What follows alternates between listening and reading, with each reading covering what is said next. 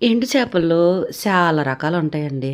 ఆ చేపలు తింటా ఉంటే నోటికి భలే కమ్మగా, రుచిగా భలే ఉంటాయండి బాబోయ్! ఈ చేపల్ని మెత్తాలనుకున్నానండి. ఇది మెత్తల్లాగే ఉండయి చూత్తానికి. కానీ కొంచెం వెడల్పుగా, కొంచెం పెద్దగా ఉన్నాయి. మెత్తలే అనుకోని బొక్కబారులా పడ్డానండి. తీసుకొచ్చిన తర్వాత తీరా చూసినోళ్ళు ఈ మెత్తలు కాదే బంగారం అని చెప్పారండి.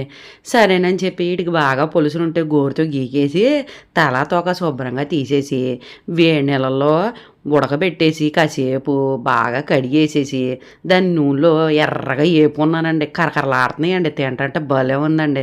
ఈ టమాటా, ఉల్లిపాయ, పచ్చిమిరపకాయ కోసిన కూరలో వేసి బాగా ఉడకెట్టేసి ఉప్పు కారం వేసి దించేస్తే ఉందండి. అబ్బా నా సామిరంగా యమ రుచిగా ఉందండి. వేడి వేడి అన్నంలో కానీ ఒక్కొక్క ముక్కకే 4, 5 చేపలు పెట్టుకొని తింటే నాలుక జుమ్మందండి బాబు. ఒకసారి ట్రై చేయండి ఎలా ఉందో.